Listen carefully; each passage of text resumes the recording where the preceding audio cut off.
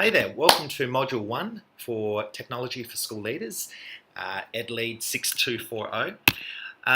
My name is Ben Somerton. For those who don't know me, at SAS, I am the Elementary School Technology Coordinator, one of two, and this is a picture of where I grew up. And the reason for showing it is really only to illustrate my personal history in that I'm no digital native, and this is where I spent a lot of time as a child. And those beach shacks have been replaced by a quiet boulevard, a surf club, some reasonably expensive homes, but the landscape behind it has remained largely unchanged.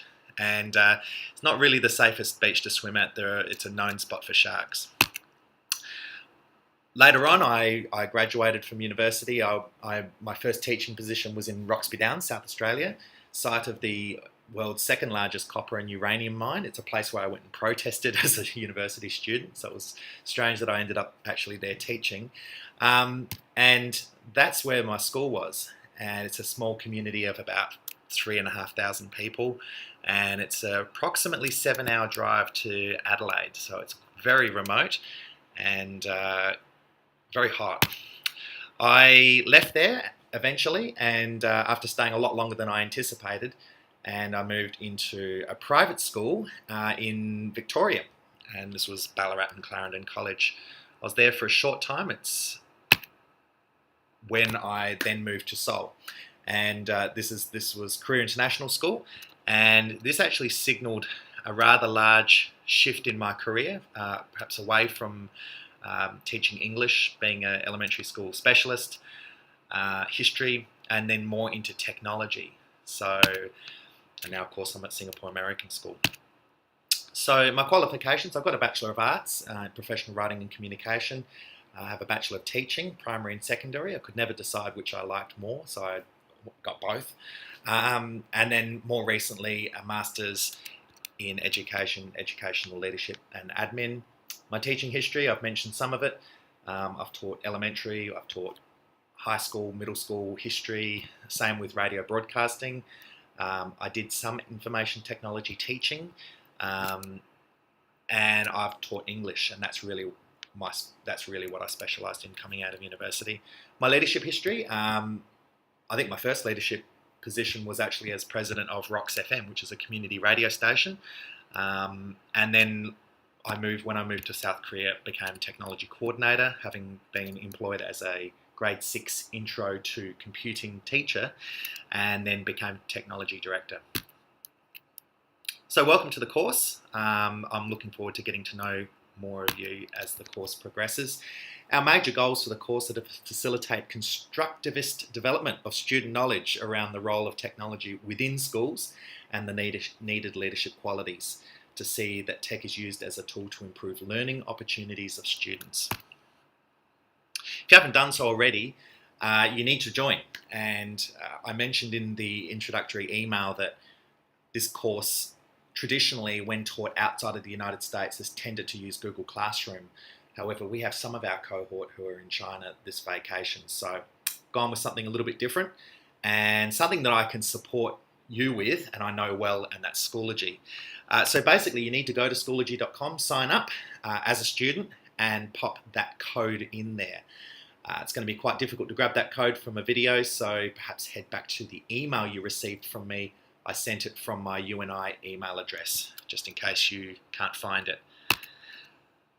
So we're using Schoology, and this is a brief little snapshot of perhaps the most important part of Schoology, and this of course is where your materials are. And so each module has been categorized in folders.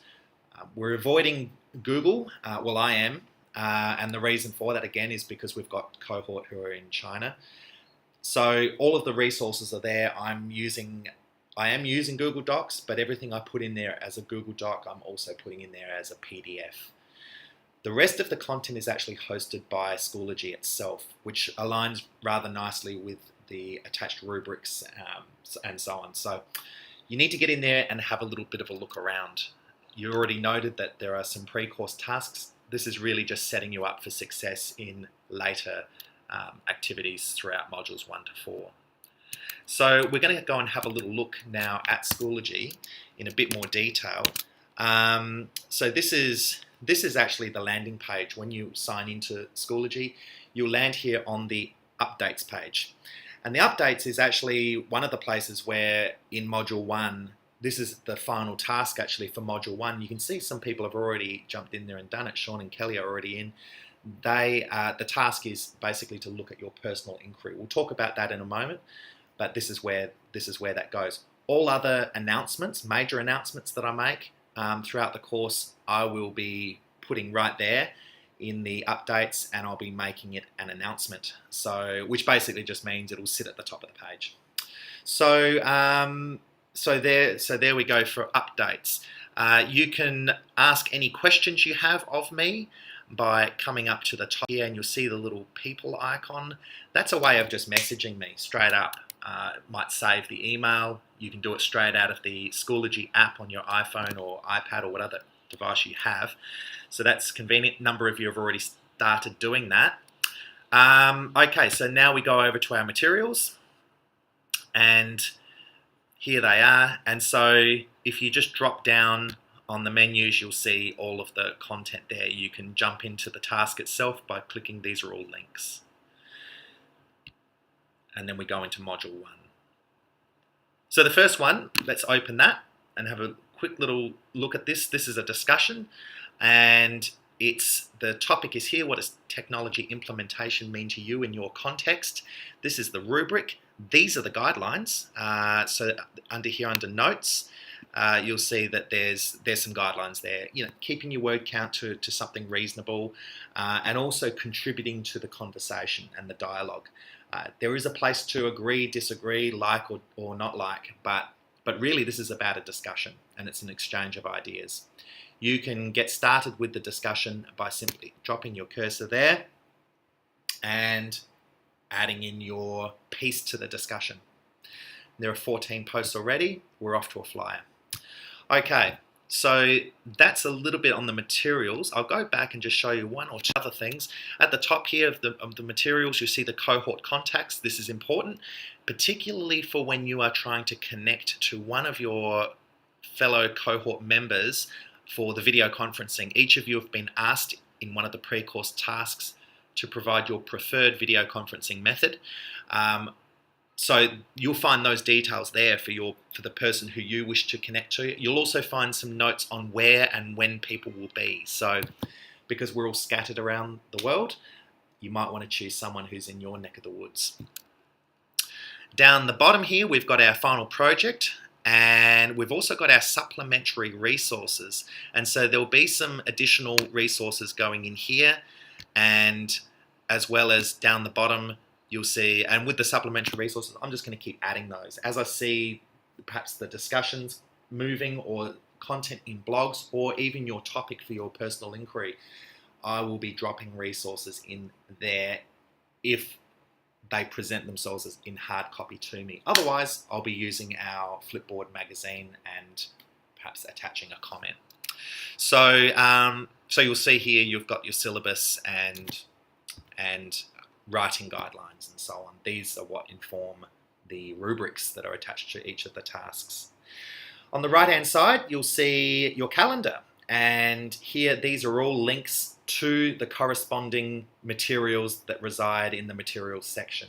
So you can actually scan down and actually just jump straight to the task itself right from the calendar. So next in Schoology, if you go to your account settings, this is just a quick little tip. Down here, you've got share your Schoology calendar, and you can actually take a copy of this and you can sync it to your preferred calendar. It's got Outlook, Google Calendar, but also Apple Calendar as well. I've done that with my Apple Calendar. I've also done it with my Google Calendar. That way I don't have to keep jumping into Schoology to be checking up on dates and when things are due and that type of thing. I've actually got it hooked into my preferred calendars and my regular calendars. That's something you might want to do as well.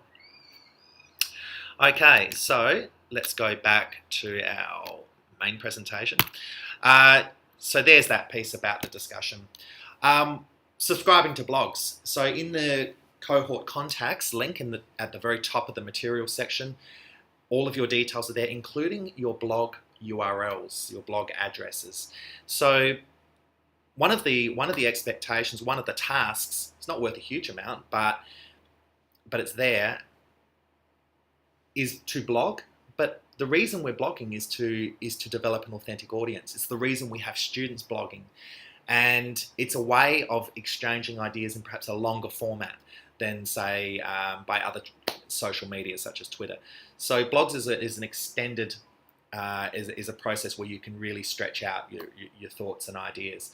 So, but part of that is engaging and actually having an audience. You are each other's audience. And Feedly is the means by which I would encourage you to do so. If you have a different service that you use to do similar types of things, I've used Feedly for quite a long time, then feel free to use that. But if you don't subscribe to blogs through any sort of coordinated means, Feedly is a really good one.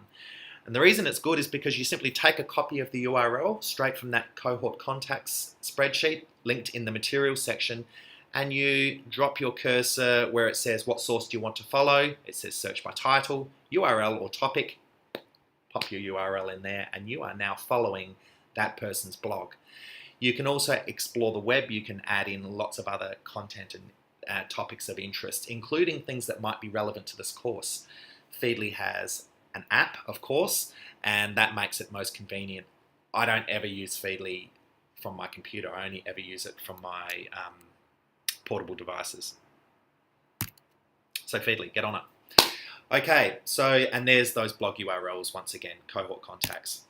Blogging, talked a little bit about the reason for blogging. Here are some articles about blogging and also an article on how to use Feedly. I gave you the 1 second overview, but in our Flipboard EDLEAD 6240 magazine, when you do the pre-course task that asks you to join Flipboard, you will see a link to this course's magazine.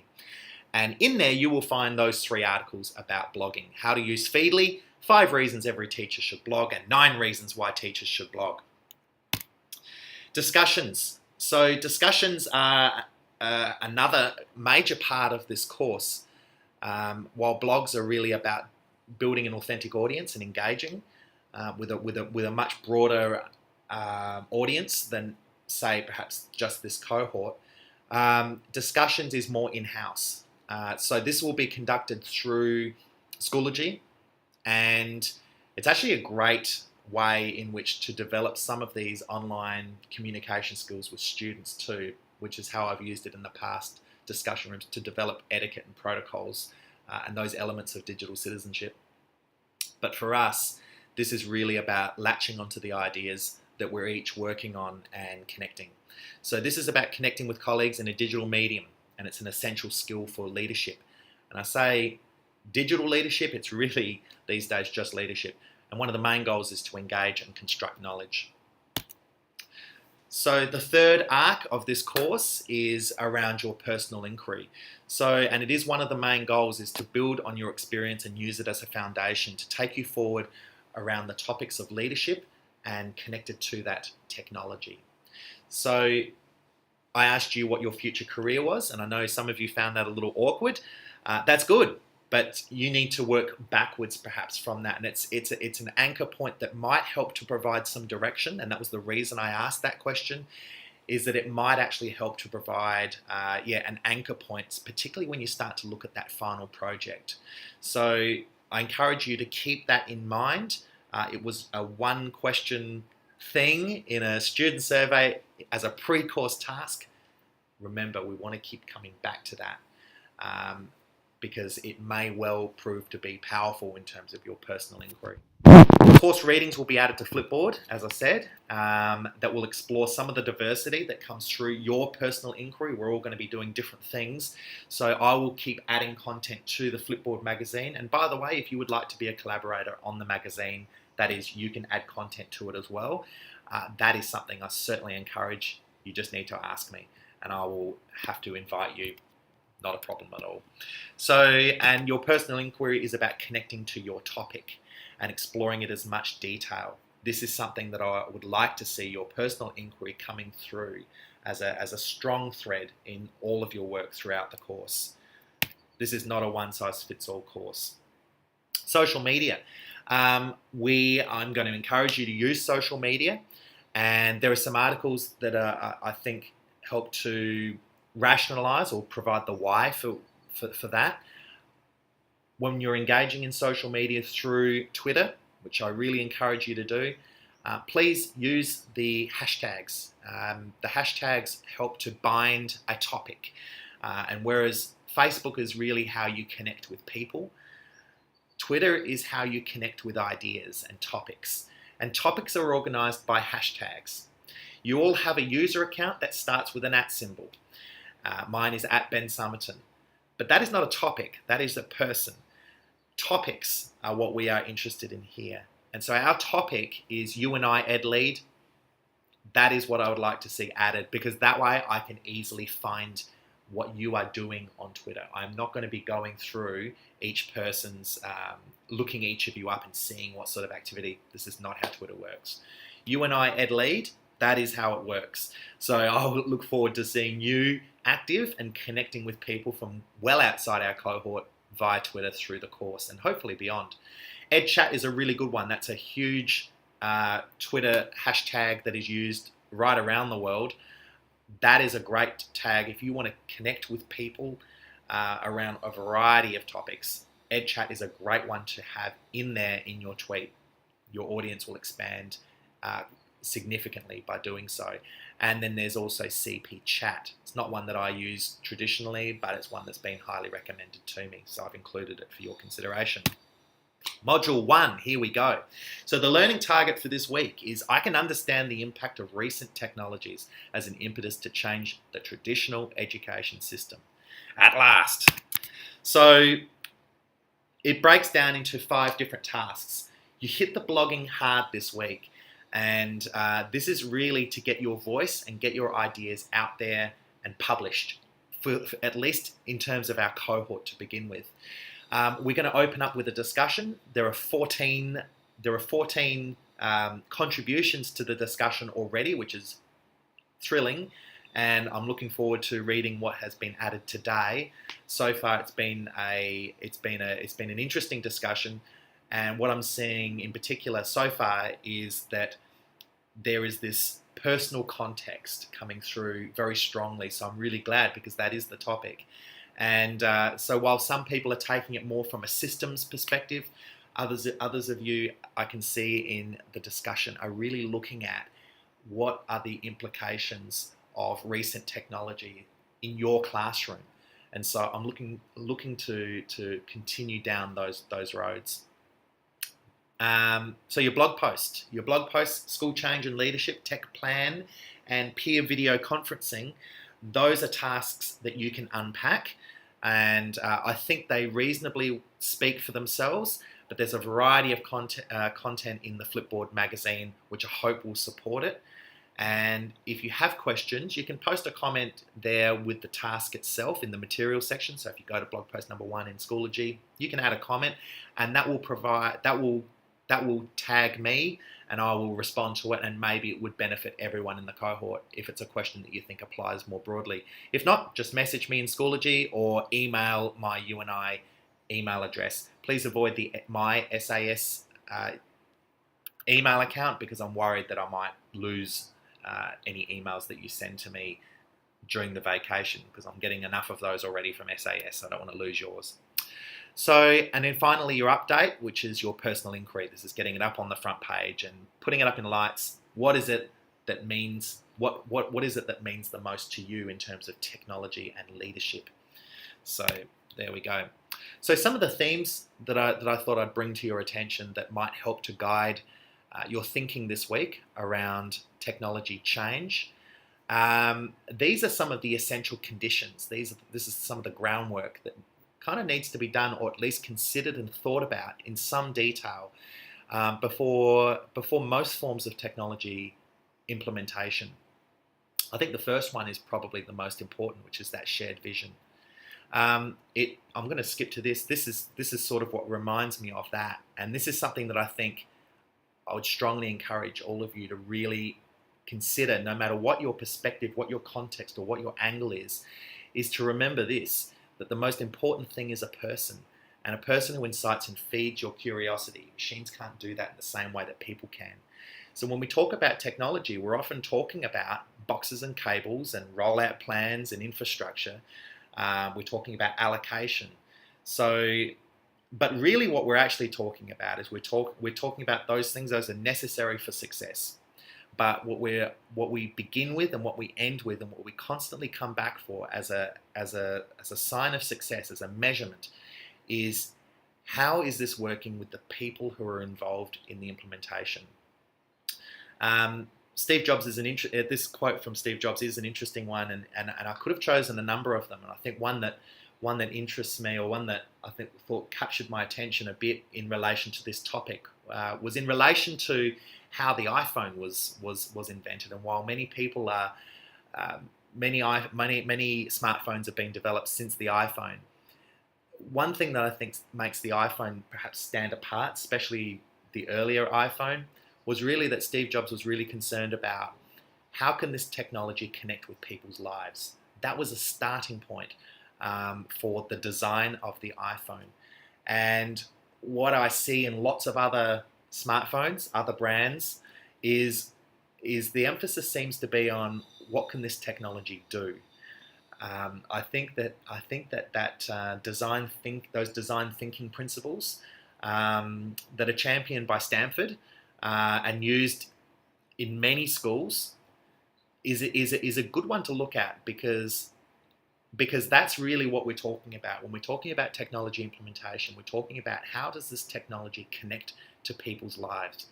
And I would really encourage you to keep that at the front of your focus as you move forward with this particular module, and then flowing through to the final project. Some of the other essential elements for one-to-one, again, is that vision piece, your stakeholder engagement, your network readiness. Yes, definitely need that. And site-based leadership and support. There's an article that I've put in here. This is the 4 essential elements of any successful one-to-one program. That article is in the Flipboard magazine.